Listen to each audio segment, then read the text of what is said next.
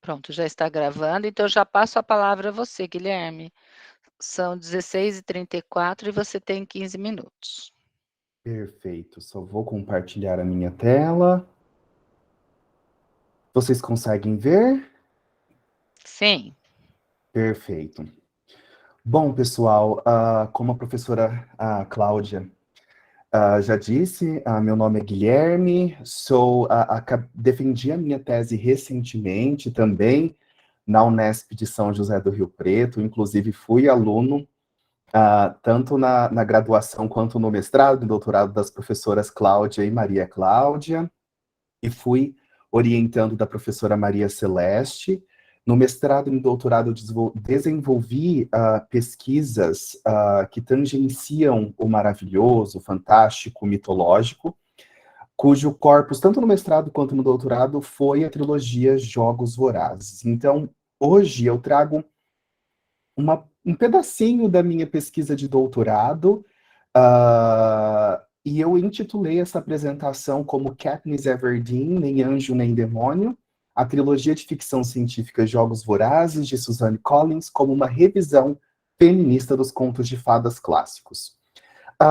Só para vocês terem uma ideia bem básica de como eu conduzi a minha pesquisa de doutorado, a minha hipótese era de que havia aproximações, distanciamentos, pontos de contato entre a trilogia e os contos de fadas, e eu comecei com a ideia de que tanto os contos de fadas quanto a trilogia de ficção científica Jogos Vorazes, ou a ficção científica de uma maneira geral, fazem parte do que Marinho chama de poéticas do maravilhoso. Então, aqui nós teríamos os próprios mitos, os contos de fadas, a ficção científica, os romances de fantasia, e essa ideia, ela não restringe, ela não abarca somente a literatura, mas também os quadrinhos, o cinema, os videogames e assim por diante. E o primeiro passo ali da minha pesquisa, então, foi verificar como as funções dos personagens de acordo com o próprio apareciam na trilogia Jogos Vorazes. Em seguida, a partir então da ideia de que a intertextualidade, a memória de si mesma, a memória que a literatura tem de si mesma, eu aproximei a trilogia Jogos Vorazes em um diálogo intertextual com João e Maria e com alguns outros contos, e também com o que eu chamo de constantes do gênero contos de fadas, como é o caso da ética maniqueísta, a floresta, as morais que essas narrativas têm. Então, esse foi o segundo ponto de contato em que eu aproximei a trilogia Jogos Vorazes dos contos de fadas. E o terceiro ponto foi mais um distanciamento em relação aos contos, né? Porque eu trago a trilogia como uma leitura revisionista, feminista dos contos de fadas, em que há uma ressignificação e, portanto, um distanciamento das figuras masculinas e femininas estereotipadas dessas antigas histórias. Então, foi mais ou menos assim, de uma forma bem básica, foi dessa forma que eu conduzi a minha pesquisa de doutorado. Bem, então a apresentação de hoje, ela se insere nesse terceiro ponto da minha pesquisa de doutorado. Nesse terceiro ponto, eu não falei somente dessa questão, dessa dualidade mulher-anjo, mulher-demônio, mas também como questões de casamento, padrões de beleza, tudo fazendo uma comparação entre contos de fadas e a trilogia Jogos Vorazes. Bem, a trilogia Jogos Vorazes, como o próprio nome diz, né, ela é composta por 3 livros, The Hunger Games, Catching Fire e Mockingjay, que foram traduzidos para o português brasileiro como Jogos Vorazes, Em Chamas e a Esperança. Foi uma trilogia. A trilogia ela foi adaptada para os cinemas em 4 filmes. O terceiro livro ele foi dividido em 2 partes no cinema.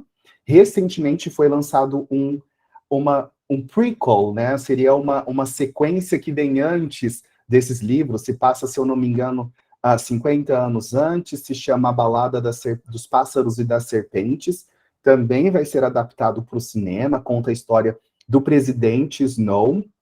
E bem, nós temos aqui um país, uma sociedade distópica, em que uma capital controla 12 distritos, e ocorre anualmente os Jogos Vorazes, que é uma competição que acontece entre os adolescentes, entre crianças e adolescentes entre 12 e 18 anos, de forma que o governo puna os 12 distritos. Então, essas 24 crianças, 12 meninos e 12 meninas são colocados em uma arena e eles devem lutar entre si, e ali haverá apenas um ganhador. Katniss, a personagem principal da trilogia, no primeiro romance, a irmã dela é selecionada para participar dos jogos e ela se voluntaria pela irmã.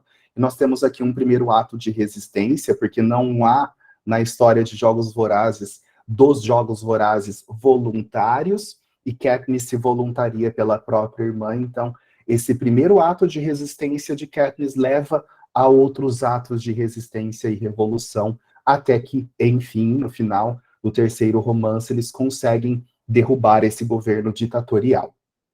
Bem, falando um pouquinho, bem rapidamente, sobre os contos de fadas, são narrativas antigas, como a gente bem sabe, narrativas que retomam temas não apenas de uma sociedade, mas de várias, até que elas passam, na verdade, pela Idade Média, e então elas são coletadas, reescritas por diversos eruditos na Europa e posteriormente no próprio Brasil, com Câmara Cascudo. Na Europa, os nomes mais conhecidos são de Charles Perrault, os irmãos Grimm, o Andersen, mas no Brasil a gente também tem, como eu disse, o Câmara Cascudo, e em outros países. Claro, essas narrativas, elas retomam temas do Oriente Médio, das mitologias, da mitologia grega, da mitologia romana. Então, nós temos ali os contos de fadas, como os conhecemos hoje, eles possuem elementos de várias tradições e não de apenas uma. Bom, bem, em se tratando especificamente sobre os elementos que encontramos que são estereotipados ao redor das personagens femininas, principalmente, eu parto da ideia, então, de que muitos autores, muitos pesquisadores acreditam mesmo que os contos estão repletos de elementos considerados universais, como a própria jornada do herói, mas a gente não pode desconsiderar que os contos apresentam ideias do contexto histórico de cada povo ou de cada escritor mesmo, né? Então, de acordo com Bendis, é possível encontrar elementos gerais, elementos universais nos contos, mas a gente não pode ignorar esses valores sociais. E esses valores sociais, muitas vezes, eles estão relacionados aos ideais do patriarcado. Em Cinderela, por exemplo, de acordo com Mendes, ali permanecem vivos os ideais do patriarcado. A criança e a mulher devem ser submissas, o poder deve ser divino e masculino. Não somente em Cinderela, mas em outros contos também podemos perceber elementos do patriarcado que cercam as personagens femininas e também masculinas de estereótipos e de descrições pejorativas e assim por diante. A Martins, ela diz, essa autora, pesquisadora brasileira, nos diz que muitas das mensagens veiculadas pelos contos de fadas acabam ratificando noções distorcidas e tendenciosas de gêneros. Então, a gente percebe de modo bem claro que na maior parte, não em todas, mas na maior parte das narrativas dos contos de fadas, a gente encontra personagens femininas, como é o caso das princesas e das camponesas que se tornam princesas. Elas são geralmente descritas como passivas, recatadas, obedientes e indefesas, que precisam de uma figura geralmente masculina para resgatá-las, para salvá-las. E já, por outro lado, nós temos as personagens masculinas caracterizadas como corajosas, ambiciosas, audaciosas e fortes. Nas releituras contemporâneas, sejam elas literárias ou cinematográficas, ou quadrinísticas até mesmo, o que se busca é quebrar esses paradigmas machistas, sexistas. Então, eu me baseei na minha pesquisa na crítica feminista, principalmente na teoria do revisionismo, para mostrar, então, que Suzanne Collins, na trilogia Jogos Vorazes, nessa trilogia, mudanças ocorreram nos papéis, nos papéis que os personagens desempenham em comparação aos contos de fadas clássicos. Katniss Everdeen, por exemplo, a personagem protagonista, e não somente ela, assim como outras personagens femininas e outros personagens masculinos, questionam comportamentos que historicamente são considerados femininos e masculinos, o que fazem, então, dos romances estudados uma revisão feminista dessas antigas narrativas de encantamento. De acordo com Martins, a revisão feminista é um ato de olhar para os textos do passado, esses textos que têm uma relação com a sociedade tradicional, com a sociedade patriarcal, para reescrevê-los e com eles dialogar a partir de um novo caminho crítico. No caso, a perspectiva feminista. Então, entrando mais especificamente na questão da mulher anjo e da mulher demônio, a gente percebe que o modo tradicional de representar a mulher na literatura se pautou basicamente, de modo geral, nessa dualidade. Então, de um lado, nós temos a mulher anjo, que é considerado um aspecto positivo nessa literatura tradicional. Ela é caracterizada como frágil, indefesa e incapaz, e a contraparte, a mulher demônio, é o aspecto negativo e é representada por essa mulher sedutora, perigosa, imoral, ou pela mulher megera. Segundo Bonite, foi o sistema patriarcal fabricou a mulher ideal que a Virginia Woolf chama de anjo do lar. É simpática, altruísta, passiva, e no lado oposto nós temos as megeras, loucas, assassinas, e assim sucessivamente. A pesquisadora Chatanier, que foi orientanda da professora Cláudia, ela confirma que lá na literatura tradicional a mulher ficaram destinados apenas esses dois papéis, né? Anjo e demônio. Então, do lado do anjo, nós temos a bondade, a doçura, e do lado, e que deve permanecer no âmbito privado. Já a mulher demônio, nós temos ali a imagem da bruxa, da louca, da sereia, que foge às convenções sociais, e por isso mesmo, o destino dessas personagens, de acordo com o Chatanier, é a morte. A gente percebe isso nos contos, né? A madrasta de Branca de Neve, por exemplo, morre no final da narrativa. Nos textos revisionistas, nós temos justamente uma transgressão. As mulheres, as personagens feministas dos textos revisionistas, subvertem e desobedecem as normas como estabelecidas pelo patriarcado. Elas não respeitam as fronteiras de gêneros definidas no modelo patriarcal. Katniss Everdeen, na minha análise, ela é uma dessas personagens femininas da contemporaneidade que não respeitam fronteiras de gênero, tal como delineadas pelo patriarcado, dando-nos, então, uma confirmação de que a trilogia configura um texto revisionista. Ela é, no desenvolvimento da narrativa dos três romances, é descrita como esperta, ativa, corajosa, criativa, engenhosa. Ela sai pelo mundo em perigosas aventuras e, por isso, aproxima-se dos heróis masculinos, mas não se restringe a isso, né? Ela é uma personagem que transgride essas normas que separam os binarismos do masculino e do feminino, né? Ela é uma personagem que desobedece a essas normas. Bom, como um exemplo, nos romances nós temos diversos exemplos, mas eu trouxe um em específico do primeiro romance. Todos os tributos selecionados para participar dos Jogos Vorazes devem chamar a atenção dos patrocinadores. Gui, então, tem 2 minutos, tá? Perfeito, professora, obrigado. Então, Katniss, ela tem que se apresentar aos patrocinadores e aos idealizadores dos Jogos Vorazes, mas eles não estão dando atenção para ela. Então, ela está tentando mostrar as habilidades dela com arco e flecha, até que, enfim, ela tira uma flecha na maçã que está localizada na boca de um porco que os idealizadores dos jogos estão comendo. Então, a gente mostra, Collins mostra que a personagem realmente está com muita raiva. Então, são esses comportamentos que a gente vai percebendo no decorrer dos romances, esses comportamentos nada dóceis, nada gentis ou nada passivos, que distanciam Katniss dessas princesas ou camponesas que se tornam princesas. E claro, como eu havia dito, nós temos muitos outros exemplos, né? Então a gente percebe que Katniss nada tem de passiva, indefesa, impotente ou frágil. E aí eu trago para vocês uma pequena conclusão.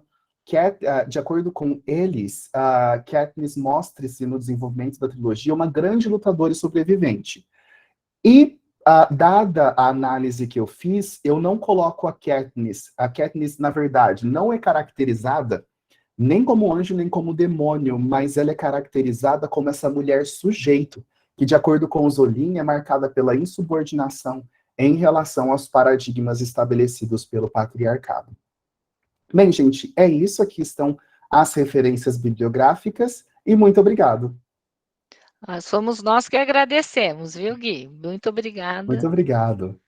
Eu vou passar, então, agora a palavra para a professora Maria Cláudia Rodrigues Alves, da Unesp de Rio Preto, que tem também os 15 minutos. E eu também entro do mesmo jeito, 2 minutos antes, tá bom? Tá certo. Bom, primeiramente, como organizadora deste simpósio, juntamente com a minha colega, a Cláudia Negro, eu quero agradecer primeiramente a ela, essa parceria, e em seguida aos participantes, né, que estão aqui, parceiros nossos nesse simpósio. Bom, eu me dei como tarefa, sempre que possível, falar de Júlia Lopes de Almeida. Então, eu vou até ler devido ao tempo, não é uma coisa que eu gosto de fazer, gosto muito de improvisar, mas vamos fazer desta forma. Primeiro, falar da importância de Júlia Lopes de Almeida no cenário literário brasileiro. Considerada uma das mais populares autoras na virada do século XIX e início do século XX, e muito pouco falada entre nós, creio que poucos a conhecem, Júlia Lopes de Almeida vai desaparecendo do cenário literário por muitas décadas, até começar a ser pesquisada na virada do século seguinte, né, aí do século XX para o XXI. Vale salientar aqui os estudos realizados sobre a coordenação de Zaide Lupinati Musar, que rendeu a publicação de 3 enormes volumes sobre as escritoras brasileiras do século XIX. Tá?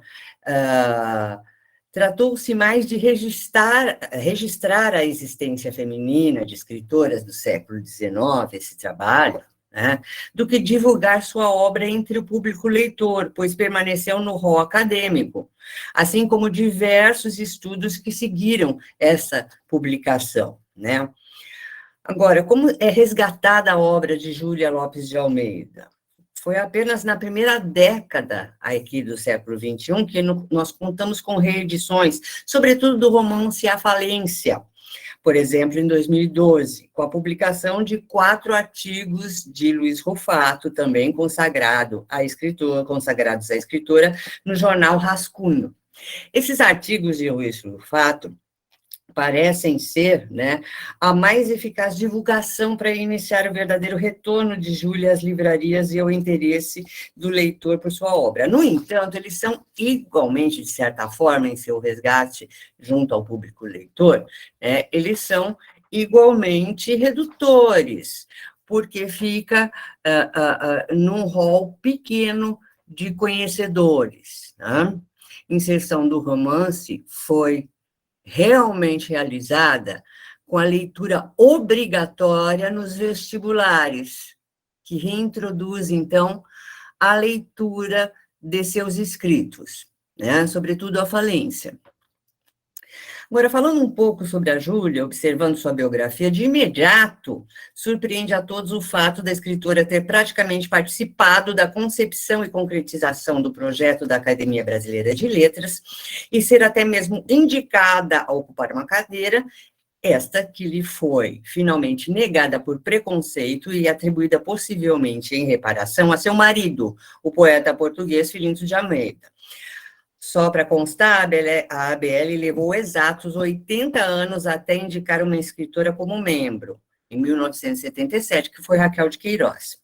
Isso claramente ilustra o machismo dos imortais quanto ao reconhecimento canônico de personalidades femininas da literatura brasileira.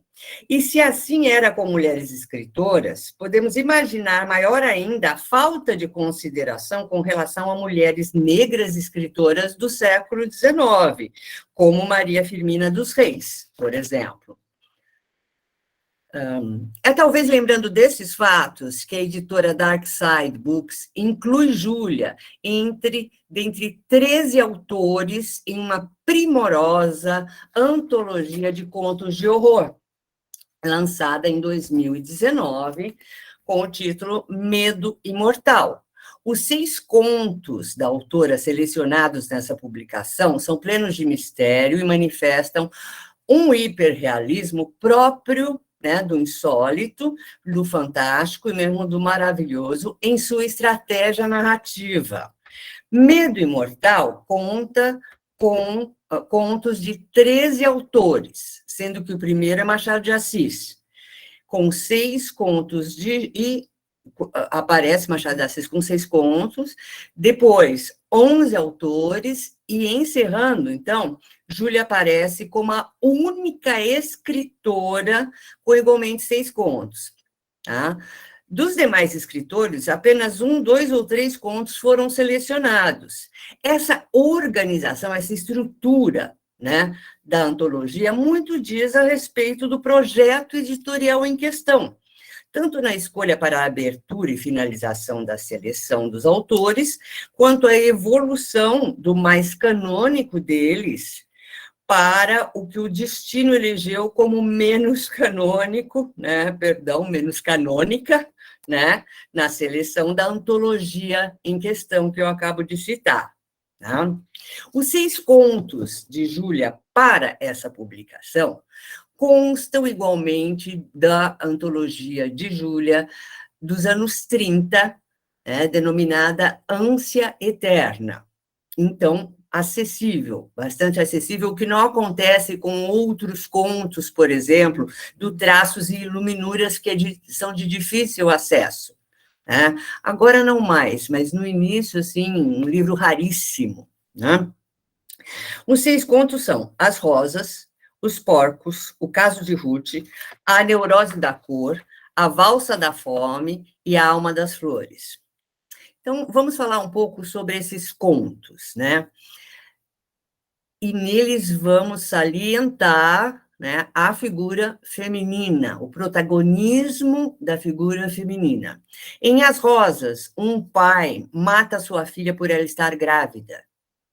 Em Os Porcos, a cabocla Umbelina foge de seu pai, que jurou julgar seu neto aos porcos em seu nascimento, e ela foge para parir sozinha no mato. Eu não posso, né, deixar de pensar, é inevitável não pensar numa passagem de Canaã, de Graça Aranha, né, onde Maria vai parir também no mato e cujo bebê é devorado pelos porcos, né?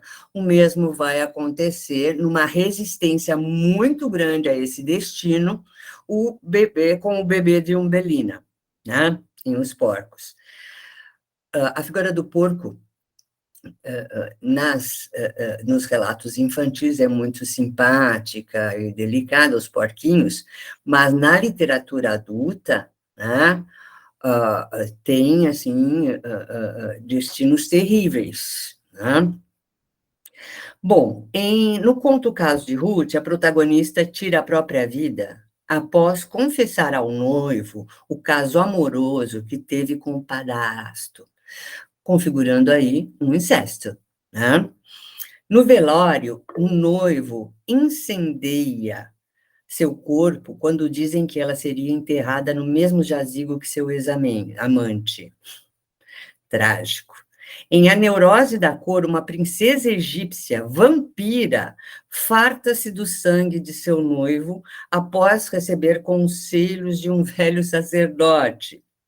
Em A Valsa da Fome, o esquelético pianista Hipólito desmaia de fome após um surto performático ao piano diante de uma plateia formada pela elite carioca. É desse conto, e com esse conto que encerraremos, né, a nossa fala, um conto onde o protagonista é masculino, né? E, finalmente, a Alma das Flores, Adolfo descobre em seus delírios, né, que ele tem visões do aroma das flores, invisível aos outros. Aí um poder sobrenatural sinestésico do registro do maravilhoso, certo? Trágicos contos e plenos de suspense nos momentos que precedem o clímax, sem antecipá-lo, mas construindo e surpreendendo o leitor. Esses contos demonstram que Júlia foi fina observadora e requitada escritora em sua época, e que sabia exatamente a quem se dirigia, a elite, sua leitora, né? E para destacar-se, para ter e manter seu espaço, para fazer valer sua voz, em alguns momentos de suas crônicas, consciente ou inconscientemente, Júlia vende sua alma ao diabo.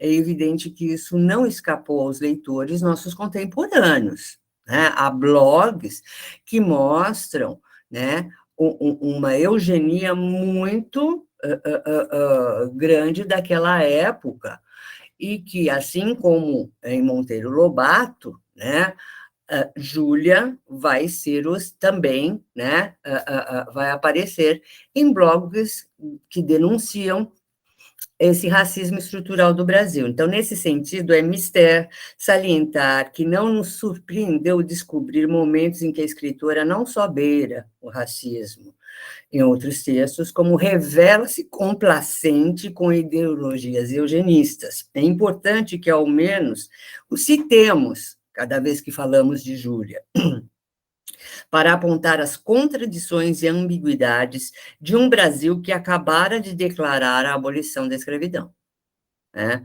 Não se trata aqui de defender a escritora quando essa contemporiza certas declarações e se compraz com a eugenia em conselhos às jovens noivas, por exemplo, falando da boçalidade das mães de leite negras e sua genética.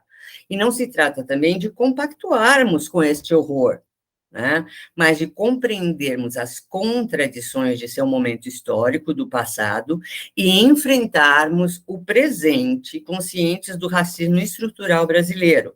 Por isso, nós insistimos que aqui miramos, em nossa fala, e nesse recorte de sua obra, em suas narrativas, em suas composições como contista, como literata e feminista, que foi, e não em segmentos de um discurso eugenista revelador de um racismo estrutural. Em seus escritos, no final do século XIX, Júlia já transitava por todos os meios sociais de sua época, da elite às favelas, dos meios urbanos aos rurais. Já denunciava a submissão da condição feminina. A violência doméstica e o feminicídio são frequentes em seus contos. Na maioria dos contos de Júlia, eleitos para a antologia Medo Imortal, a mulher é protagonista declarada, como em As Rosas ou Os Porcos, no qual a cabocla Umbelina, cujo filho é devorado por porcos, né? Isso fica claro. Ou sutilmente, né, em sua prosa, sutilmente disfarçada, como em A Alma das Flores, conto no qual as visões de Afonso... Maria Cláudia, você tem 2 minutos. Delineiam ninfas e camponesas dentre as flores, responsáveis pelo aroma das mesmas. Do insólito ao fantástico, e do fantástico, do hiperrealista ao maravilhoso, nessa estratégia narrativa, a escritora faz emergir personagens femininas que prioritariamente sofrem violentamente ameaças de crimes de honra, incesto, estupro em sua fragilidade feminina e social, mas que também aparece em superioridade da tradição sobrenatural, sedutora, forte, vampiresca, tal como em o caso de Ruth, a neurose da cor, ou extremamente delicada, sinestésica, metamorfoseada, do reino da fantasia maravilhosa, como em A Alma das Flores. Apenas para encerrar, a Valsa da Fome, e aqui tomamos a liberdade poética de uma interpretação mais audaciosa, apenas esse conto não traz protagonistas femininas. Nele, o pianista Hipólito, possuído por um arrebatamento musical e consumido pela fome, desmaia ao final da execução frenética de uma valsa. No entanto, não há protagonista feminina, no entanto, 2 substantivos femininos dão título ao conto, e eles parecem inicialmente paradoxais, opostos, contraditórios, e sua combinação bastante insólita. A delicadeza da música, a volúpia e volatilidade de uma valsa executada pelo pianista para o público elitista, cujo som enche o salão, contrapõe-se à fome. A necessidade, a penúria, a desnutrição, o vazio do estômago do músico, de seu corpo, de sua condição indigente e miserável. É no harmônico compasso ternário da valsa que surge a condensação de ambos, do caos, da fúria, da carência, que se manifestam pela febre, pela loucura, pela sofreguidão, do descompasso da fome. E para concluirmos, vale dizer que é na criação literária, na concretização de suas histórias, que se desvenda, que se traduz, que se encontra a genialidade e destreza de Júlia Lopes de Almeida como escritora feminista que denuncia sutil, declaradamente, a condição feminina de sua época. Obrigada. Obrigada, nós que agradecemos, viu? Muito legal as apresentações aí, do Guilherme e a sua. Muito obrigada. Parabéns. Agora é minha vez, e você que vai fazer para mim, por favor, você vai ver os meus minutos aí. Ok, são 17h03, colega. A palavra é sua, você tem 15 minutos. Tá, muito obrigada. Então, como vocês sabem, né, boa tarde a todos, todas e todes, é um prazer estar aqui com vocês, né, com a minha colega e amiga Maria Cláudia, né, coordenadora comigo desse simpósio. Eu vou falar sobre gênero, monstruosidade e classe no romance de Mary Shelley. E como eu falei no romance de, né, eu acho que a gente já sabe que é o romance de 1818, que é o Frankenstein, né. Por que eu vou falar de gênero, raça e classe? Porque muita gente fala desse romance toda hora e sobre várias perspectivas, né. Mas eu queria falar sobre isso, porque você vai lá para o comecinho do século final do século XVIII, começo do século XIX, e você vai ver uma Inglaterra, né, que não é que ainda que está junto com a Irlanda e com a Escócia, né, e produzindo, romances que estão entre os 50 melhores até hoje, né, 50 romances estão melhores até hoje. O Frankenstein é um deles, né. Então nesse século aí, você tem na Inglaterra uma mistura de vitorianismo, literatura gótica e literatura romântica, né, porque tem um romantismo que não é gótico, né.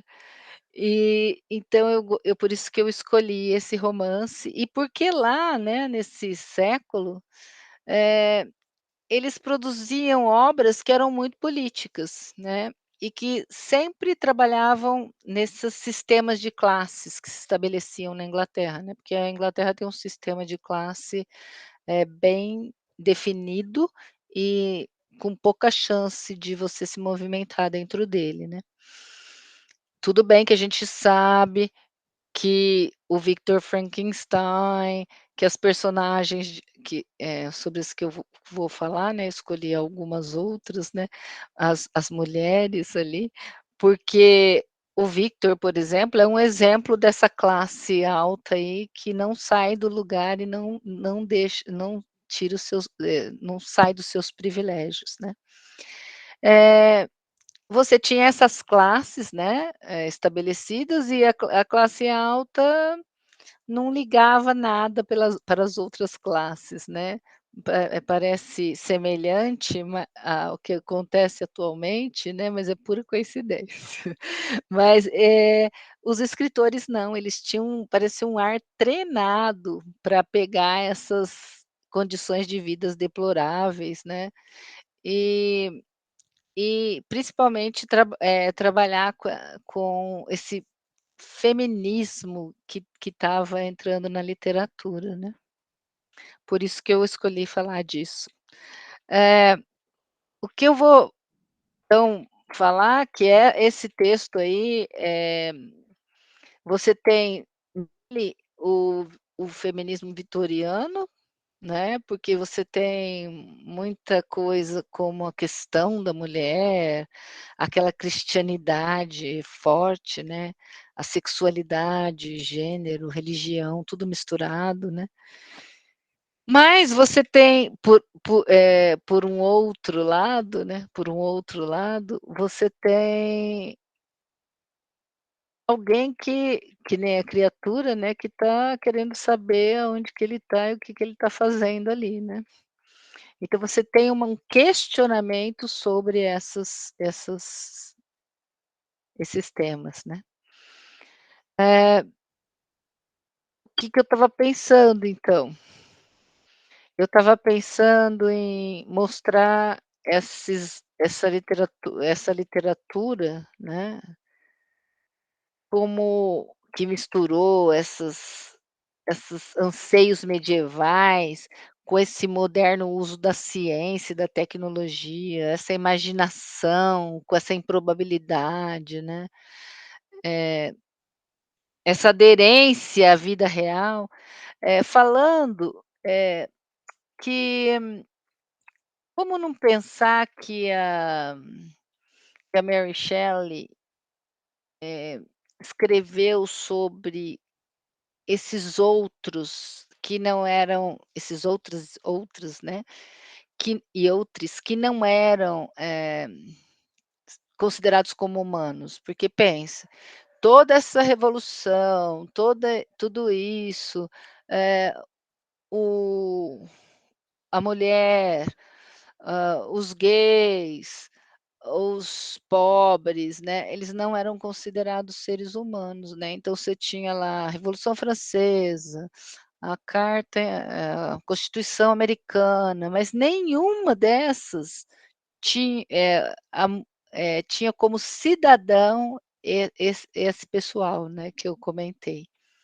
Então você tinha, assim, a Mary Shelley, que é filha da Mary Wollstonecraft, e o escritor William Godwin, né, e a o Wollstonecraft foi a idealizadora do feminismo na Inglaterra, né, ela não podia, assim, ter escrito um livro, tudo bem que foi uma aposta, né, com Lord Byron, Polidori, lá o Shelley junto, né, para quem escrevesse o melhor romance de terror, né, mas eu não acho que foi só isso, né, que ela levou em consideração aspectos, assim, da própria vida, da própria realidade, né, para compor esse romance. Porque pensa nessa improbabilidade desse enredo, co como que ele é realizado, né, nesse século XIX aí. Então eu pensei que essa garantia do pertencimento nesse circuito literário da época não protegeu a Mary Shelley de afrontar essas concepções não empáticas da sociedade em relação à população dessas classes inferiores, e algumas dessas pessoas até denominadas de monstros, né. Porque pensa, né, como que se matava órfãos, ou como que esses homens brancos, hegemônicos lá da época, tinham coragem, que nem o Shelley, o próprio poeta que casou-se com a Mary Shelley, né, como que ele teve coragem de deixar a mulher e a filha, ela estava grávida, né, as pessoas não sabem, que ela morreu afogada num rio, né, ninguém sabe se foi o pai da Mary que mandou matar, se foi o pai dele que mandou matar, porque estava causando uma e você não sabe se isso não apareceu de alguma maneira, né, essa falta de valia dessas mulheres, né, dessas crianças, né, se isso não apareceu nessa criatura, né. Que também pode ter outras coisas, né, nessa criatura, como o o o simples fato, né, dela querer ressuscitar os mortos, porque nessa época todo mundo morria, e morria muito facilmente, né. A Mary Shelley mesmo teve 4 gravidez, teve 4 filhos, 3 morreram. Uma morreu com 2 meses, outro com 2 anos, mas as pessoas morriam facilmente, né. E você assistia aquelas mortes, né, era muito próximo, a morte e a vida ali era uma coisa muito próxima.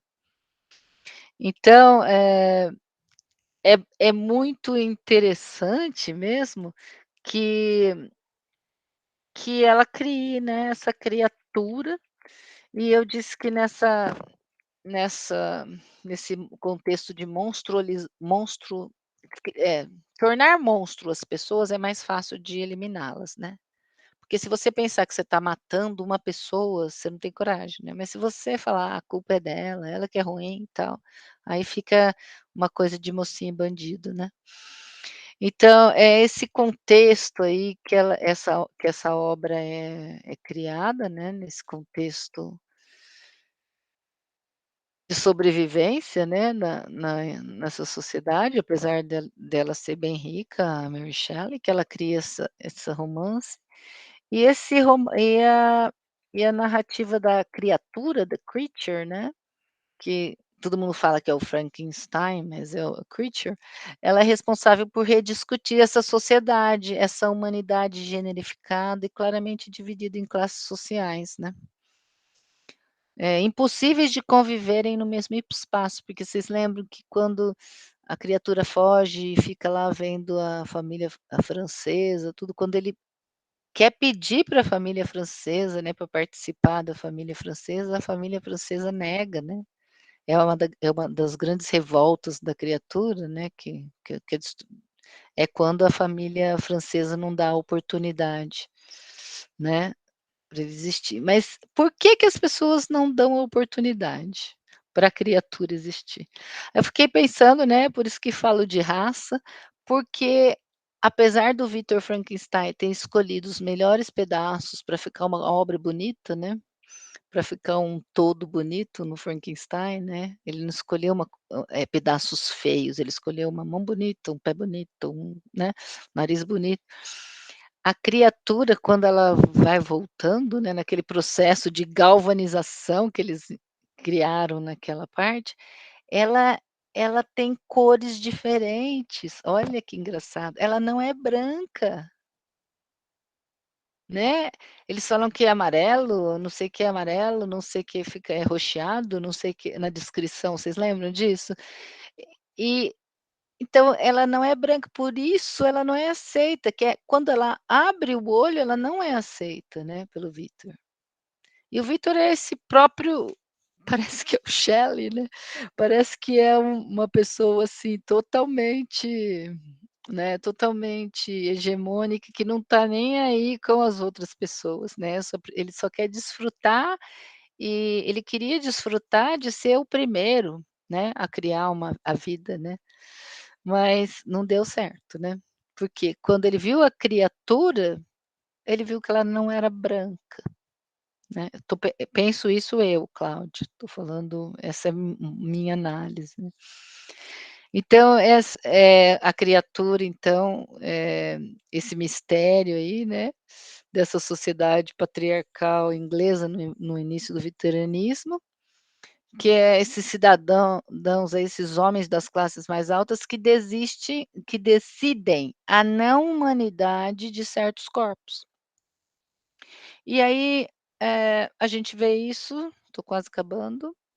10 minutos, Sim, justamente. eu só vou terminar assim, a gente vê isso quando ele cria essa vida e aborta, né, e parece até a situação dos nossos menores abandonados ou desses filhos sem pais, né, porque parece assim, que eles são responsáveis pela criação, mas eles abortam o seu filho e relegam a lugar nenhum, né, aos entre lugares, aí aos alter lugares, sei lá.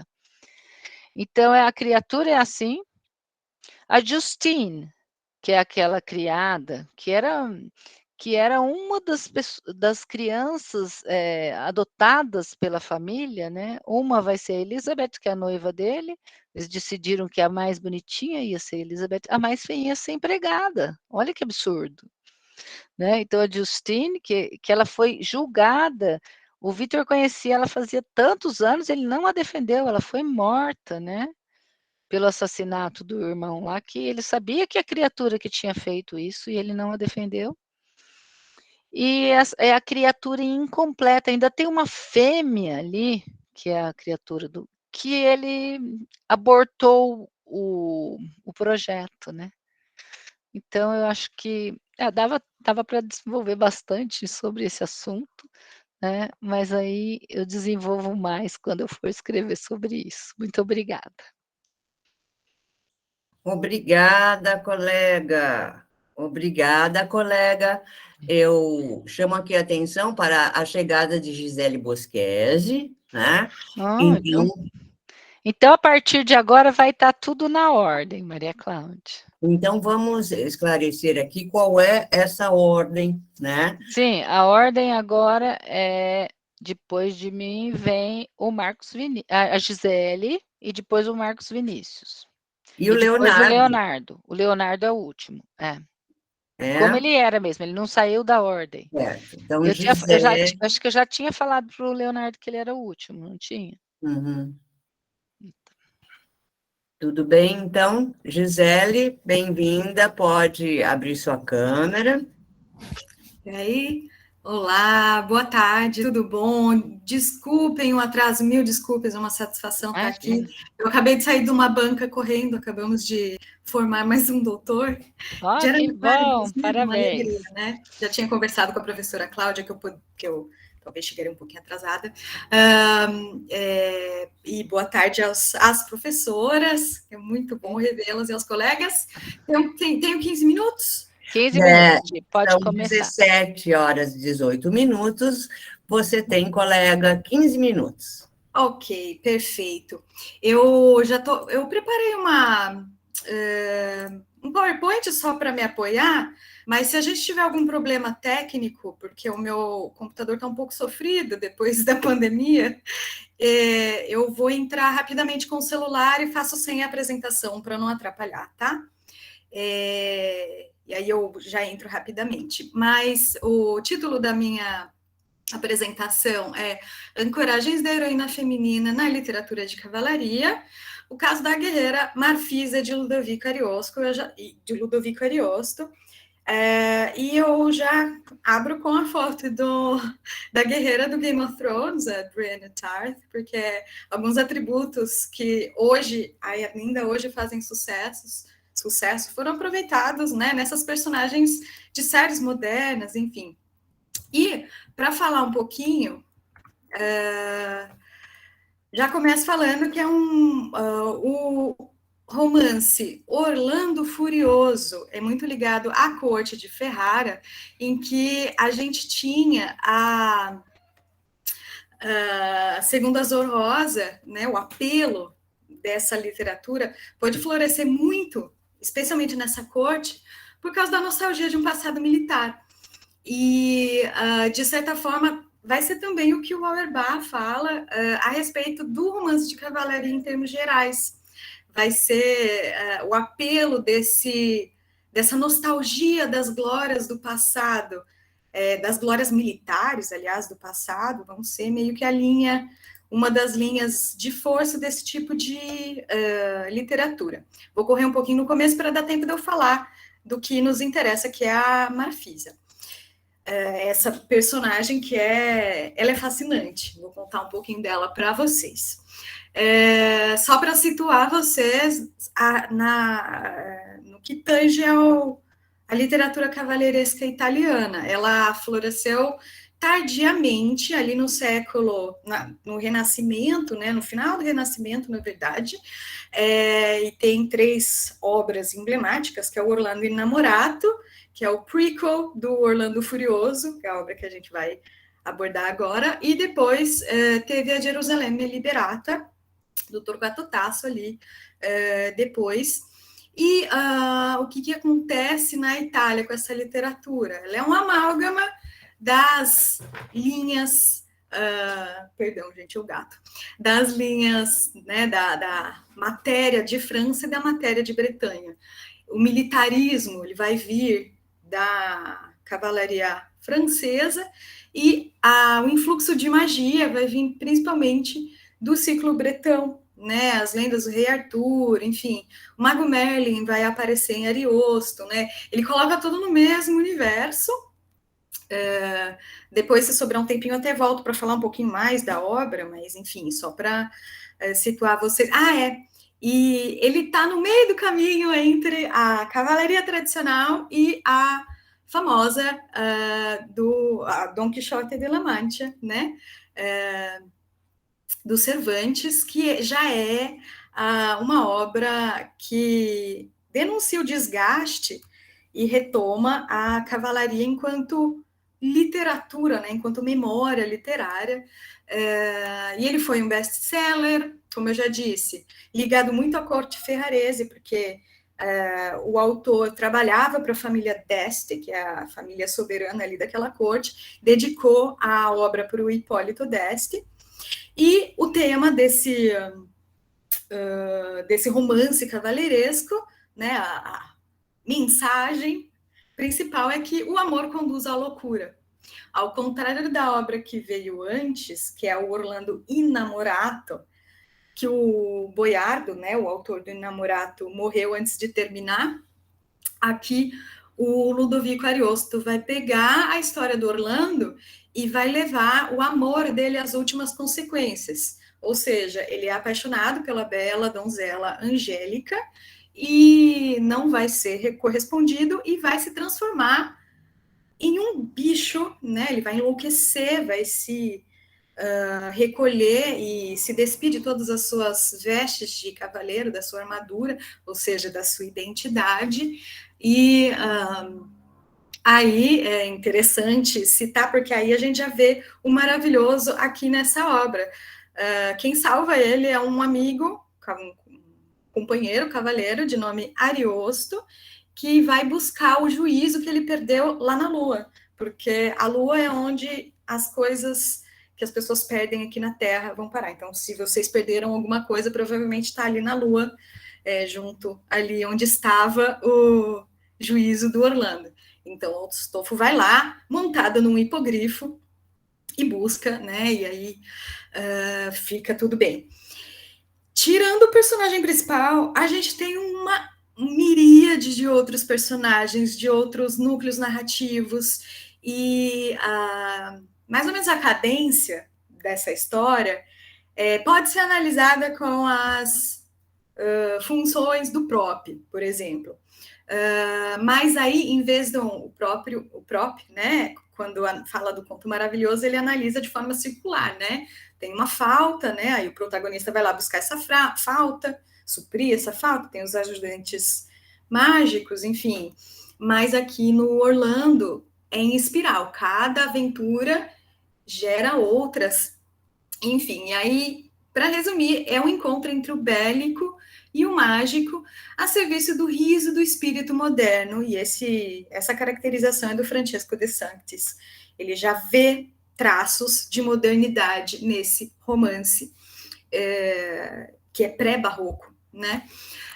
Bom, então vamos lá. 3 mulheres notáveis existem nessa narrativa. Primeiro, a Angélica, que é a Donna Gentile, ou seja, é a musa, é a mulher dos trovadores, né? Não chega a ser tanto aquela Donna Gentile do Dante Alighieri, né? Que é uma caracterização da mulher angelical. A Angélica aqui do Ariosto, ela é sensual, mas ela tem toda a figuração conforme com o seu papel no mundo de mulher, né? Bela. E aí a gente tem duas guerreiras. E aí coloquei aqui nesse slide a Bradamante, que está no meio do caminho, e a Marfisa. A Marfisa, daqui a pouco eu falo um pouquinho mais da Bradamante, só para situar. A Marfisa, ela é o outro oposto. Ela não quer se casar, ela quer as mesmas coisas que os outros cavaleiros têm. Ninguém sabe que ela é mulher, geralmente é uma surpresa quando ela tira a armadura, né? E revela que ela é mulher. Então, mas ela é, para falar um termo assim, brincadeiras à parte, ela é bem sangue nos olhos. Porque ela quer a glória dos cavaleiros, ela desafia os companheiros a duelos, né? Então, ela é caracterizada como belicosa, ela, lendo aqui só algumas palavras-chave do Ariosto, ela parecia de gelo, e frente a cada guerreiro que encontrava ela pela estrada, parecia de gelo, perto da chama ardente que ela tinha. Mas ainda assim ela era leve, ou seja, delicada também, e bonita, né? Enfim, ela era tudo de bom, a Marfisa, né? Ela conjugava em si. Ao passo que a Bradamante, ela só vai ser guerreira enquanto durar a missão dela, que é salvar o amante, que ela vai salvar o seu próprio donzelo, né? Que é o Ruggiero, que depois, numa revelação mágica, era o irmão perdido da Marfisa. Tem desses encontros aqui, né? E uma diferença interessante, eu vou até saltar esse aqui para ir para o núcleo para o núcleo aqui a virtude militar, né? O que a Marfisa vai perseguir, né? Ela não quer nenhuma outra honraria, né? Mas aí o heroísmo dela também vem do fato dela ser virgem, que isso é um expediente muito utilizado na literatura de cavalaria, mas ela atinge a glória. Eu achei que eu tivesse colocado aqui. Mas, enfim, aqui. Quando a gente tem as guerreiras antes do Ariosto, elas geralmente são como a Bradamante, que elas cumprem um papel. Uma vez cumprido esse papel guerreiro, elas voltam a adquirir o papel social que tradicionalmente a mulher tem na sociedade. É o que vai acontecer com a Bradamante. No final, ela vai se casar e vai pendurar a chuteira, não, pendurar a espada, enfim. Ela se aposenta da vida guerreira e para ela acabou a vida de torneios e, enfim. A Marfisa não. Ela é uma heroína que não vai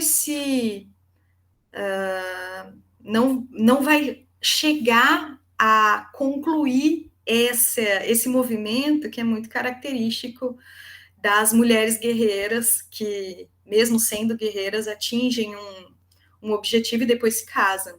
E ela não existe, né, essa possibilidade.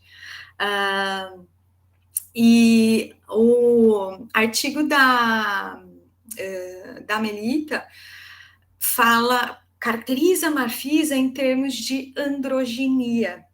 E é interessante que, de fato, ela abraça essa androginia com muita propriedade. Por um lado, ela reivindica para si uma glória guerreira e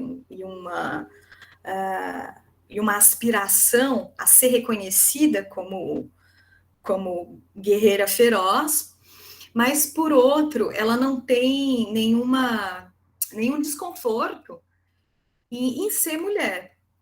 Para exemplificar, tem uma cena bastante interessante em que ela está com seus companheiros depois de ter participado de um duelo, se eu não me engano, e eles estão na floresta, que é o lugar característico onde a magia acontece, né? A floresta é um ambiente ali de descanso entre os encontros bélicos. E aí os colegas, companheiros dela, começam a dizer: mas você não é mulher? Por que você não põe um vestido? E ela, por que vocês querem me ver de vestido, né? Mas mesmo assim, lá, não tem problema nenhum, vou pôr esse vestido, ótimo. Ela se veste com esse vestido lá, tá aqui, pronto, né? Tão satisfeitos.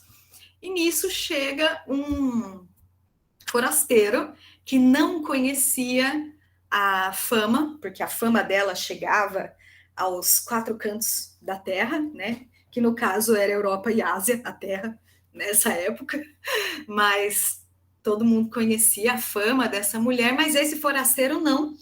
E a primeira coisa que ele pensa é que, opa, uma mulher, eu vou raptá-la, porque eu estou precisando de uma donzela para dar como tributo ali para um rei. Gi, você tem mais 2 minutos, tá? Obrigada. E esse tributo ali que ele vai dar, e ele tenta raptar, porque ele, muito incauto, né? Mal sabe ele que é a mais habilidosa guerreira conhecida ali da atualidade, e ele leva naturalmente o maior piaba da Marfisa, né? Ela pega a espada, e aí eu chego num ponto, porque essa é uma pesquisa em andamento que eu estou fazendo, ainda quero aprofundar um pouquinho, é que o Ariosto, por mais que ele tenha sido muito avant-garde porque ele foi o romance foi escrito em 1516, a primeira publicação, né? Século XVI. Por mais avant-garde que ela tenha sido, a figuração ainda tem um quê de fantasia feminina, porque ele focaliza muito a sensualidade dos movimentos enquanto ela está guerreando, né? E é interessante, uma coisa que acontece muito quando a gente analisa, fazendo um gancho ali,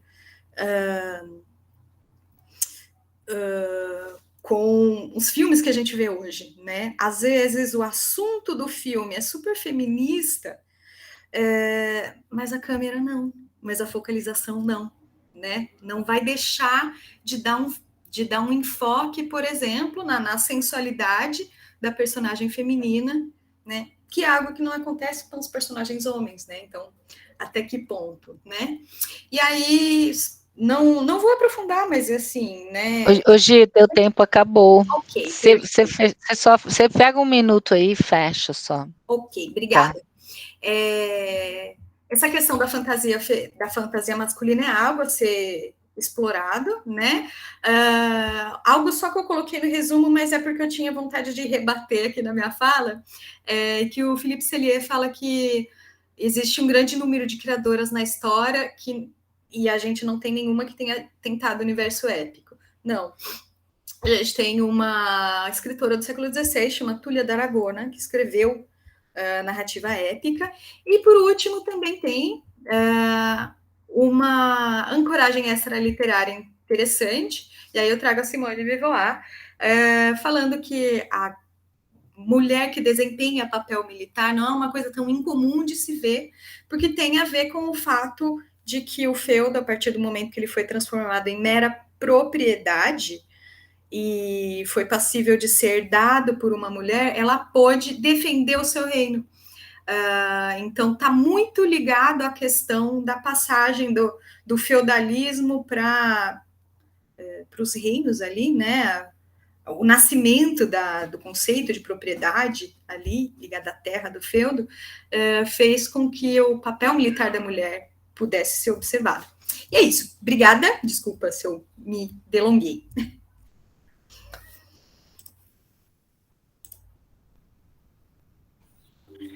Ok. Obrigada, Gi. Foi ótimo, viu? Muito bom. Muito bom. Agora nós vamos convidar, então, o Marcos, né, para fazer a sua fala. Marcos, por favor. Olá, vou colocar aqui o meu slide. Por favor.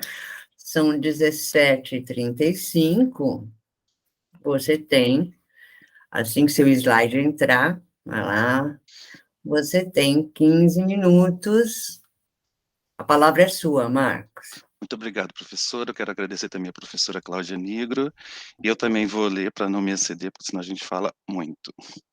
Então, nós temos aqui a Transformações, Tirésias, Orlando e João.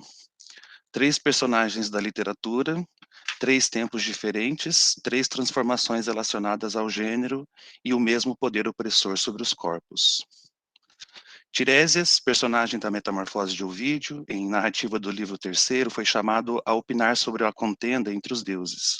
A discussão foi iniciada sobre o efeito do néctar por Júpiter ao dizer para Juno: não há dúvidas de que o vosso prazer é mais intenso do que aquele que os homens sentem. E Tiresias era o melhor árbitro para a questão, porque ele conhecia o prazer dos dois sexos, por uma coisa prodigiosa. Havia ferido com seu bastão 2 serpentes enquanto copulavam, o que fez com que se transformasse por 7 outonos em mulher, e somente conseguiu retornar ao seu estado original ao reencontrá-las e repetir o processo. Tiresias, para sua infelicidade, estava lidando com um poder bipartido, e qualquer que fosse a sua opinião, não agradaria um ou outro, e naquela ocasião concordou com Júpiter, atraindo a ira de Juno, que o cegou. Condenou os olhos de seu juiz a uma noite eterna. Entretanto, Júpiter, para aliviar-lhe a pena, concedeu-lhe o conhecimento do futuro, uma vez que não poderia reverter a obra de outro deus. Orlando, personagem de Virginia Woolf, após ter sido agraciado com o título de duque e a ordem do banho, acabou causando tumulto entre os presentes em Constantinopla, onde era embaixador.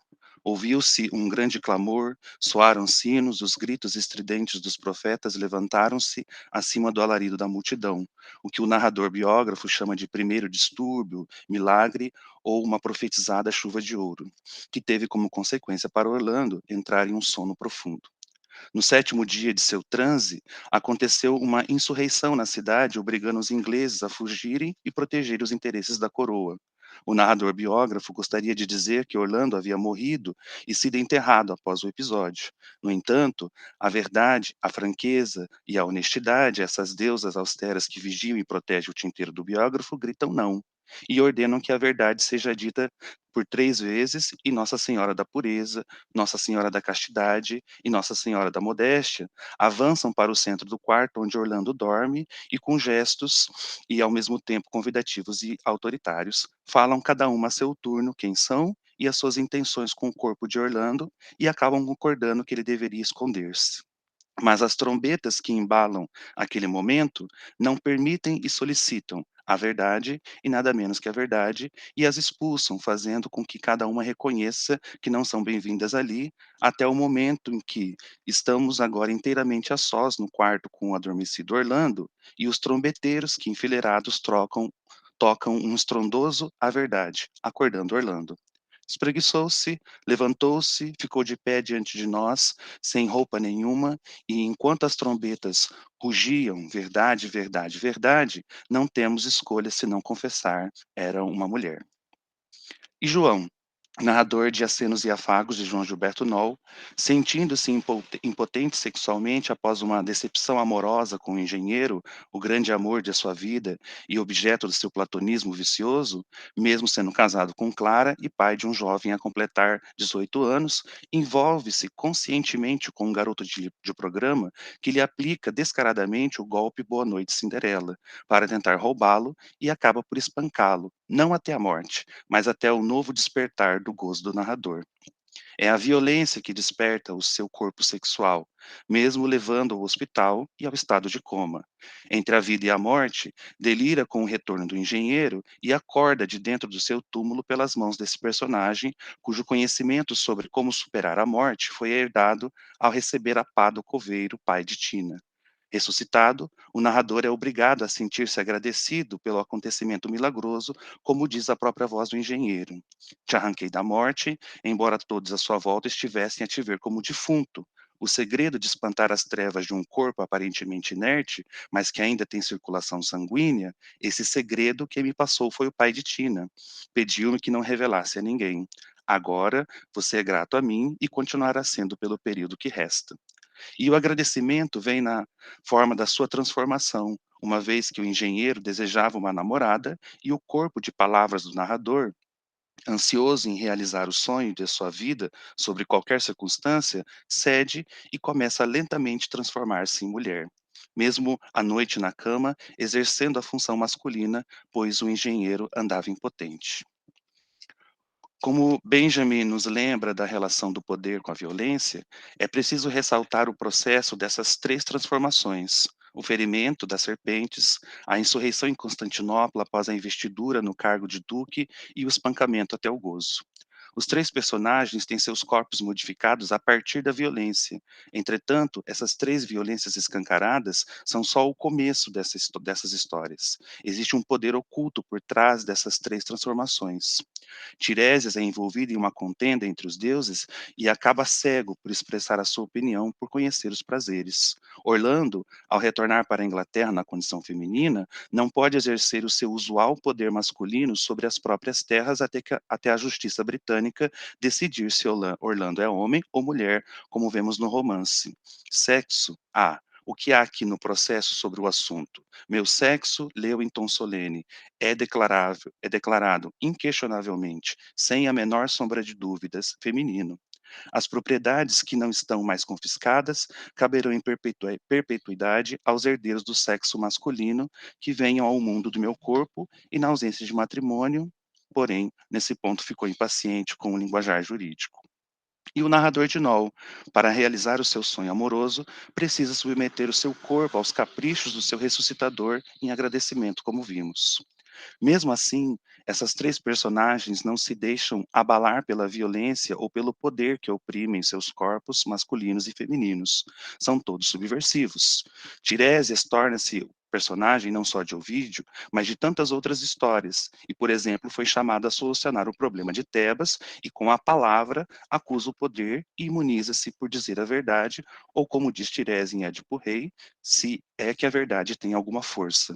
E vai revelar para o rei não só a força dessa verdade atrelada ao destino, mas mostrar que ele também sofrerá a mesma pena do sábio. Vês agora tudo claramente, mas em breve cairá sobre ti a noite eterna. Já Orlando, aprendendo a viver sobre as opressões femininas de seu corpo, de seu tempo, usa de suas artimanhas para conseguir aquilo que deseja, e é através da palavra que alcança a sua glória ao terminar o seu poema O Carvalho. O narrador de Noll transgride continuamente os diversos poderes que o oprimem. Não segue uma vida normativa, que no começo da narrativa acredita ser o melhor caminho, a qual ele vai chamar de caminho do pai, e transforma-se em mulher para agradecer ao engenheiro, ao mesmo tempo que expande o prazer do seu corpo, conhecendo não somente os prazeres masculino e feminino, mas o prazer de um corpo novo, capaz de uma expansão tão imensa que experimenta algo que não é possível de se realizar, a não ser pelo paradoxo de ter uma vulva com função perfurante. Entre semelhanças e diferenças, e aparentemente nenhuma ligação textual entre os três personagens, a não ser pelo fato de serem homem e mulher, é possível perceber o misticismo que cerca as três personagens. Tirésia foi mulher por 7 outonos. Orlando ficou em transe por 7 dias até a insurreição em Constantinopla. Orlando é dado como morto e é a trombeta que o acorda como uma mulher. O narrador de Noll morre primeiro e passa por uma espécie de transe também antes de ser resgatado da cova pelas mãos do engenheiro e ser obrigado a transformar-se em mulher. E esse misticismo não passa também de um outro poder opressor diante desses corpos. E o insólito aceito tão serenamente por essas personagens e por alguns de nós leitores não é aceitável para o poder circundante. Juno não aceita perder para Júpiter e pune Tiresias. A justiça britânica reconhece que o Orlando que foi para Constantinopla é o mesmo que retornou, mas por ser uma mulher, não pode ter direito sobre suas terras, a, a não ser os seus herdeiros homens ou pelo matrimônio. E o medo irônico circunda o narrador de Noll de não ser aceito em sua condição transitória na sociedade. Nenhum leitor de jornal conheceria minha face. Quanto a meu nome, o povo ficaria confuso. Como assim? Uma mulher com nome de homem? Não podia facilitar. Eu tinha mulher e filho. Queria os meus traços interceptados, não tanto pela vergonha diante do passado inocente. A minha face árida não tinha volta. Nela se verificava que eu era menos que um cidadão. Ainda é preciso aceitar uma semelhança entre todas essas personagens, a sabedoria adquirida por viverem como homem e como mulher. Eles têm um conhecimento a qual não podemos alcançar, a não ser pela palavra de seus autores, também tão limitados quanto nós. A experiência que aparentemente parece ser somente relacionada ao sexo, ultrapassa essa barreira, no caso de Tiresias, torna-se o conhecimento do futuro. Em Orlando, torna-se a dupla experiência, e com o narrador de Noel, a possibilidade de ter um sexo transgressor, perfurado e perfurante, e ocupar a experiência lacunar. Esses corpos que importam e materializam, para usar o título ambíguo do estudo de Judith Butler, têm algo a mostrar para o leitor e até mesmo para a sociedade. Esses personagens que vivem sob o signo dos dois sexos questionam o poder sobre os corpos. Tem 2 minutos, tá? E para encerrar, esses personagens não existem senão pela palavra, mas existem corpos materializados que estão aí e são, cada um à sua maneira, inexplicáveis pela categorização simplista homem-mulher. Quises, antes Mishkota e suas músicas sobre a violência que seu corpo sofre da sociedade por ser two-spirited e indígena, Elliot Page, que interpretou o personagem Seth em The Umbrella Academy e que precisou transformar-se junto com o corpo de Page, transformando Vanya em Victor, e por fim, Arca, um objeto sonoro e não mais um ser humano, verdadeiramente pós-moderno em uma neobarroca sociedade mexicana. São alguns exemplos vivos desses três personagens em três tempos, em três sociedades, com uma única lição sobre o corpo de palavras para os corpos materializados. Muito obrigado. Obrigada, Marcos, muito obrigada. Obrigada, Marco, amei, viu? Obrigado. Muito bom. Esse é da sua dissertação. Estamos pensando nessa parte aí. Vixe, tá indo pro lugar super certo, na minha Obrigado, opinião. professora. Obrigada, a parte da banca, da qualificação.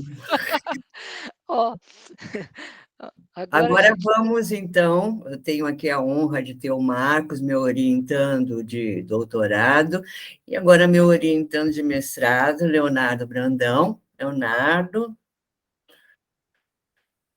por favor, você tem algum PowerPoint para instalar? Não? Ok, são 17 horas e 48 minutos, então você tem 15 minutos a partir de agora, a palavra é sua. Tudo certo. Primeiro eu quero agradecer o convite, a oportunidade de falar nesse evento. E eu vou tentar ser o mais sucinto possível. O texto que eu separei para esse simpósio, ele faz parte da minha pesquisa em andamento do mestrado.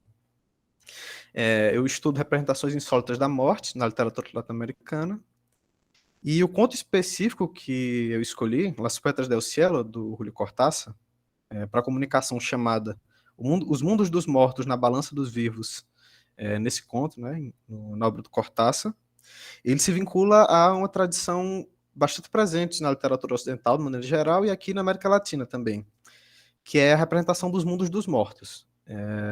Recorrentemente, sendo estes o inferno, o purgatório e o paraíso. No Cortázar aparece como paraíso e às vezes como céu. Então, para analisar essa obra, na minha dissertação, eu selecionei como paradigma a Divina Comédia, porque a obra do Cortázar está num diálogo direto com ela. Inclusive, em dado momento, o texto menciona literalmente a Divina Comédia, quando o narrador se diz ser o Virgílio, Dante, que é o protagonista masculino, com quem ele faz um par e dialoga ao longo. Então eu divido o conto em dois momentos. O primeiro, ele acompanha a anunciação de uma morte. A morte de Celina, que é a esposa de Mauro, e como Marcelo, que é o narrador, toma conhecimento. Então, nós temos esses três personagens que são caracterizados durante todo o conto, mas principalmente nessa primeira parte, que são Mauro, Celina e Marcelo. Marcelo, que é o narrador, ele é um sujeito apático, que tem um olhar antropológico. E a relação dele com esse casal, Mauro e Celina, ela gira em torno de uma atitude vampiresca que ele tem com esses dois. Ele nutre-se da vida daqueles dois sujeitos. E é isso efetuado durante a narrativa como um jogo entre a figura desse sujeito que é de uma classe elevada, que percorre a elite de Buenos Aires, em contraposição a esses dois sujeitos que são a classe média portenha, né? De que tem, às vezes tem alguns traços misturados, tem descendência italiana, em contraposição ao Marcelo, né? Que é o único que tem um sobrenome, Marcelo Hardói, um sobrenome estrangeiro. Então, a primeira parte do conto gira em torno da apresentação da relação entre esses três, da morte de Celina, e de como Marcelo e Mauro reagem a isso. Então você tem a contraposição entre o Marcelo, que é esse sujeito apático, que tem poucas sensações descritas, e que descreve todo o acontecimento do velório, da anunciação da morte de Celina, e do luto de Mauro, que é um luto muito sentimental. Ele faz essa contraposição entre o homem do povo, que é sujeito de classe média, que sente, e esse sujeito apático, intelectual, que seria ele. Então, o primeiro momento gira em torno disso. Você tem a relação entre os três, como o Marcelo se nutre deles, como ele observa de fora da relação esses dois, como ele se culpa por isso. Ele tem vários momentos em que ele remoe essa relação dele com o casal, em que ele se sente culpado por ser essa figura externa, apática. E também nós temos a relação entre o casal sendo descrita. Você tem a Celina como essa mulher devota, essa figura desse feminino defendido pela região, que para usar uma expressão recorrente aqui, a mulher do lar, bela, recatada, e o Mauro como essa figura que tenta tomar conta dela, esse homem positivo, com poder sobre ela, e que tenta preencher, colocar ela na vida dele. No segundo momento da narrativa, em que há uma ruptura temporal, nós temos a trajetória do Marcelo e do Mauro em direção ao Santa Fe Palace, que é uma discoteca, um bar onde toca jazz e ocorrem bailes, e que toda essa trajetória é guiada pelo Marcelo com uma intenção bem clara, que ele fala. De novo, ele se mantém no olhar antropológico, ele quer analisar a relação daqueles dois. Só que nesse segundo momento, como Celina está morta, o foco dele é no luto de Mauro. Ele quer ver como é que Mauro se sente, quer levar o Mauro para locais em que as emoções dele sejam atiçadas. E aí o Santa Fe Palace é isso. E aí nesse momento a gente conhece mais sobre a relação do Mauro e da Celina. E você também reconhece mais como é que o Cortázar estrutura o que vai ser o mundo dos mortos dele. Em contraposição ao Dante, que eu mencionei anteriormente, o Cortázar faz uma representação do mundo dos mortos que não ocorre em outra dimensão. No Dante nós temos essa trajetória, dentro de uma cosmologia estruturada, em que você percorre fisicamente o inferno, o purgatório e o paraíso. O Cortázar transforma esses ambientes em lugares imanentes à vida. Então, paraíso inferno e purgatório são lugares do presente e que estão dentro da vida dos sujeitos. O Santa Fe Palace é o inferno. Então, Marcelo leva Mauro para o inferno. Inferno que foi o inferno de Celina. E aí nós entendemos mais da relação dos dois, entre Mauro e Celina. Celina era uma mulher que em alguns momentos ela aparece como um stripper ou uma dançarina de lugares como aquele, como Santa Fe Palace, e em outros há insinuações de que ela era uma prostituta. O olhar que dá características a isso é o de Marcelo, que é quem narra e faz todos os julgamentos sobre a relação do casal. Para Marcelo, Mauro salvou Celina ao tirar ela desses lugares. Mas é um elemento que ganha destaque ao longo da narração do Cortázar. Você vê como o inferno não é o inferno. Para Celina, aquele lugar não era propriamente o inferno. Havia só um elemento lá que fazia ela se sentir assim lá, que era a relação que ela tinha com um grego, Cássides, que era um homem que tomava conta do lugar e que decidia por ela. Também há insinuações de que ela tinha uma relação com esse homem. Então, para Celina, estar naqueles bailes, no calor, entre o que o Marcelo vai chamar de monstros, né? Que no geral são pessoas periféricas, as descrições são bem explícitas. Ele fala do cabelo, que é pintado, ele fala da pele, que é coberta com pó branco. Então, ele está falando de pessoas com descendências indígenas ou afrodescendentes. Então, ele faz essa contraposição entre o sujeito branco e esses monstros que ele chama, né, que habitam esse inferno. Ele fala literalmente que o Santa Fé da Palestina é o inferno. E aí, em dado momento, o narrador tem essa girada de chave, de perceber que Celina parece com aqueles monstros.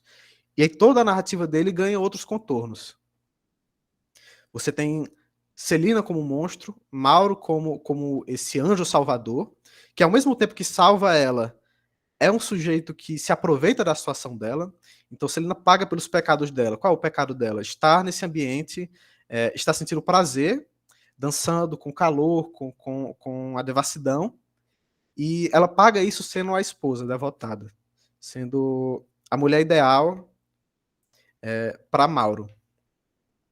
E aí nós temos, então, imanentemente descritos esses dois momentos, esses dois mundos. Temos o inferno, que é esse ambiente de devassidão, de calor, as descrições são olfativas e visuais, né? Você tem um lugar quente, enevoado, com pessoas suando, corpos se tocando, o cheiro de suor. E em outro momento você tem o purgatório dela, que também, como em Dante, você tem um equilíbrio, uma justiça. Você paga a devassidão com a dedicação. Então, toda a narrativa segue esse movimento. Mas ele ganha intensidade na segunda parte.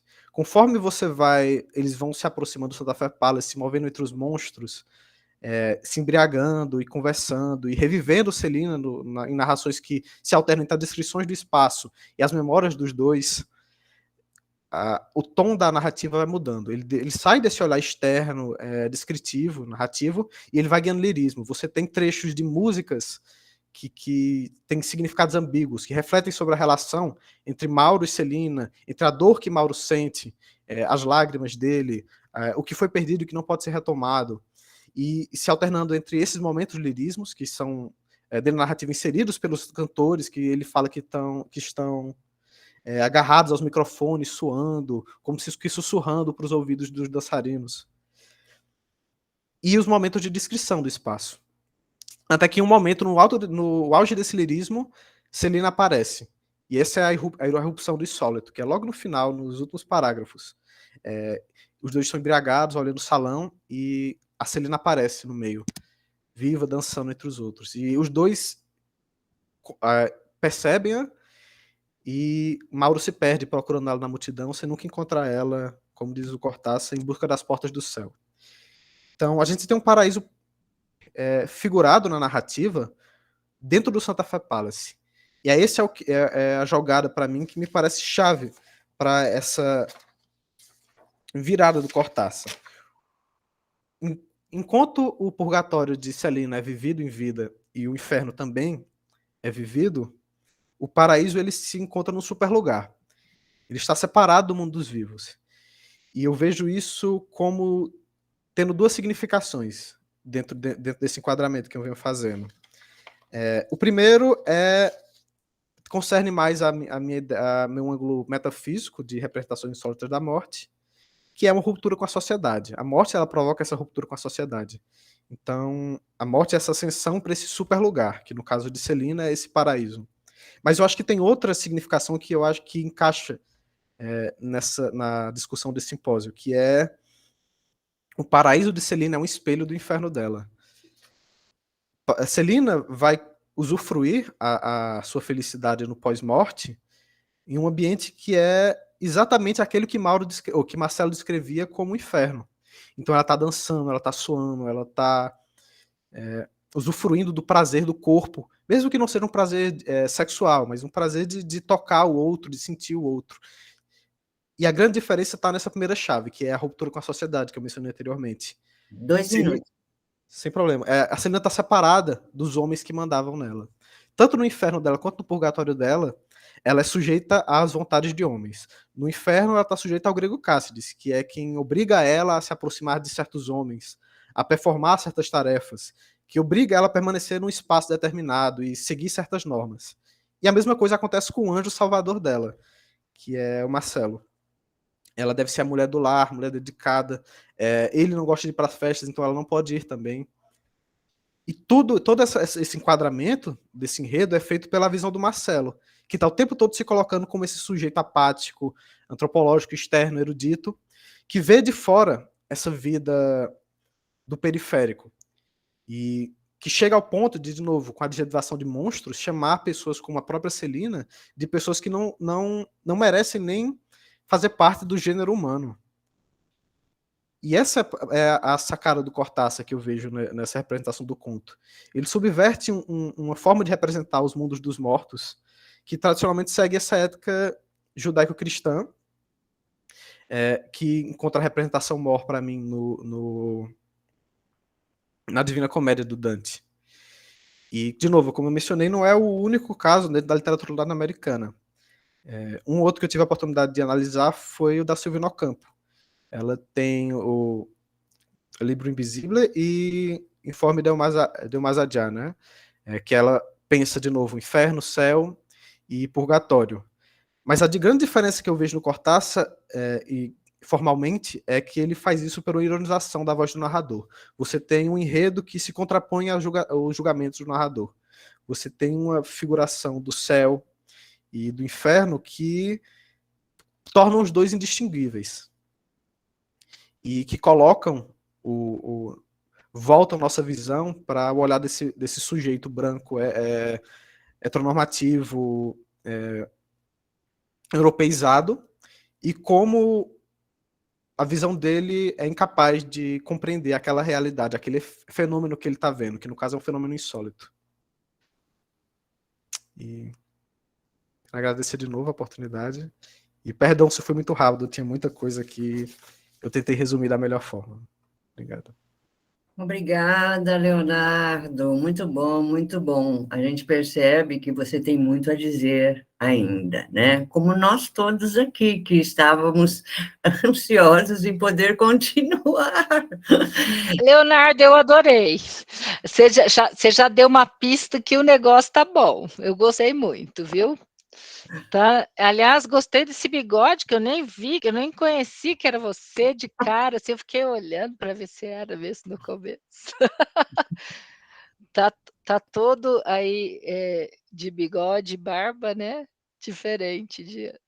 Tá, Eu então espero, colega, que essas nossas falas sejam prenúncios de artigos que nós sim. possamos trazer, né? E vejo, assim, em tudo que nós trouxemos aqui, o duplo, o espelhamento, o duplo, vejo muito isso, né? A ambiguidade, e nos corpos, nos textos que nós apresentamos, esse fio condutor em comum, né? Vamos ver aqui se podemos abrir eventualmente para algum comentário dos participantes aqui, do público, né?